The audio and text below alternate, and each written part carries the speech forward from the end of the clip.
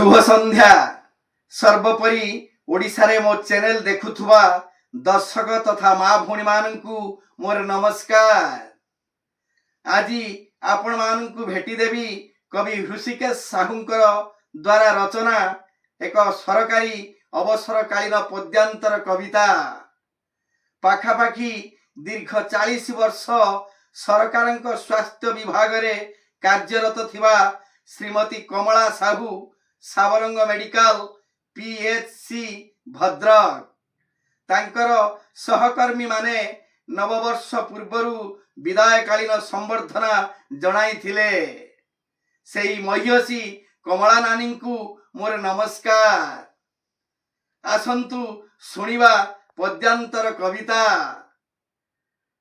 कमलांक अवसर स्वास्थ्य विभागर कमलांक अवसर स्वास्थ्य विभागर सरकारंकर सेवा कार्य रे प्रवेश कली मु 87 रे मानव सेवा ही माधव सेवा स्वास्थ्यकर्मी भावे नियुक्ति हेवा अवसर मोर चिठी आसिला पाखकर्मींकर लुह झरिला सेवा करिबा मो जीवन व्रत अवहेला केबे करिनी मुत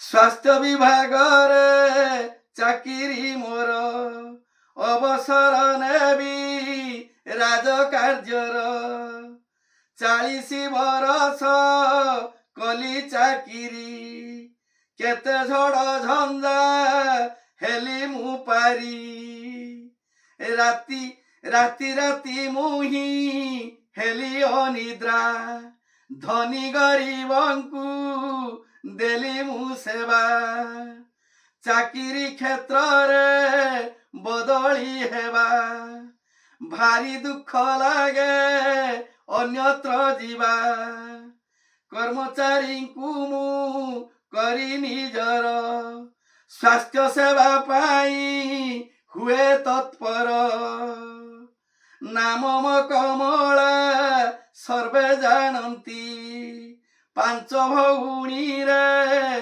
गोटे भाईटी पिता मातांकर आशीर्वादरू अवसर मोर कर्म क्षेत्ररू स्वामींकर स्नेह ममता पाई सुखरे मुदिन काटुची भाई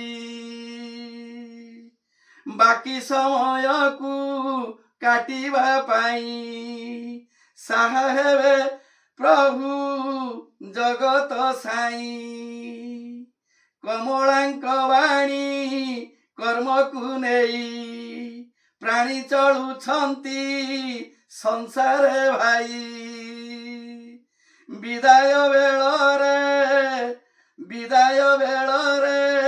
सभिंकु वार्ता मंगल करंतु जगत पिता विदाय बेलरे सभिंकु वार्ता मंगल करंतु जगत पिता। प्रिय दर्शक बंधु माननकु मोर विनिम्र अनुरोध भिडियोटी को लाइक शेयर एवं सब्सक्राइब करने को आद्य भूलंतु नहीं। पुणी देखा हेबो परवर्ती भिडियो रे सेतबेल पर्यंत विदाय दियंतु रहिली नमस्कार। जय जगन्नाथ जय जगन्नाथ जय जगन्नाथ गुरुस्वामी गुरुस्वामी।